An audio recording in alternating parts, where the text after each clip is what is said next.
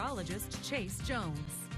Well, it was a spectacular sunset, and I'm always in the way when this comes around. Now, a good shot of the moon and Venus as it starts to set, and by the middle of the month, we should have about 7 planets aligned. Now, I'm not quite sure what it's going to look like, but pretty impressive, and you're gonna know. Now, you're looking at how fast we're cooling down. You see a little bit of haze across the entire sort of San Angelo horizon, the skyline. Now, a lot of that low cloud cover making its way in, and so when that humid air sort of collides with that cold, dry air, and you know it's on its way last night all the way down to those freezing levels, a good 30-degree run into those lower 60s, and we're cooling off pretty quick right now. I put 48, we're already down at 44, so we'll drop a couple of more degrees down to 42 or so. We'll see if we cooled off any more because Arctic air is on the way. 44 in San Angelo right now. Everybody else in a combination of the mid-50s. Blues are fighting their way in from the north. 55 in Sterling City, 53 down there in Junction, 44 in San Angelo, still inside the 10-degree mark, but everybody else still holding on to a little bit of heat with some of those stronger southerly winds. Shades of green are pretty much where we're going to start picking up some of that low cloud cover,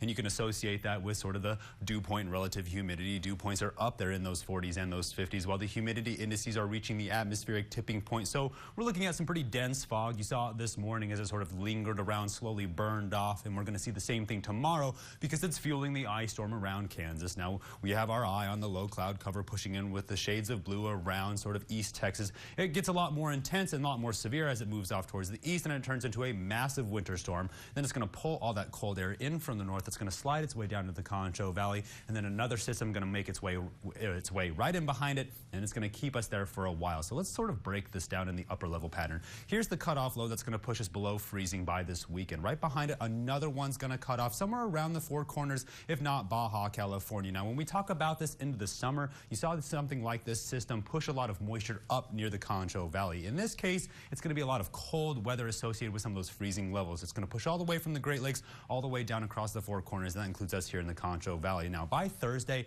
I have us picking up a little bit of snow. We'll see if it doesn't get more intense, because if this pattern continues to form like we saw earlier this summer into transition season and right now, it could pave the way for some of those heavier snowstorms that we don't want to see. Right now, water vapor imagery is showing you how much this storm is having trouble getting over the Rocky Mountains. Talking about it at the 5 o'clock, it's already only this far at the 10 o'clock, and right now, 2 feet of snow. Was talking to Haley. They're going to see an inch of rain all the way up to 2 feet of snow. That's quite a bit of moisture and not that far of a distance. That includes somewhere around the Panhandle. Right now, severe weather outlook pretty quiet. So let's move on down to the surface when we look at sort of where the storm is moving, where the cold air is making its way in, and what's going to happen down here in the Concho Valley.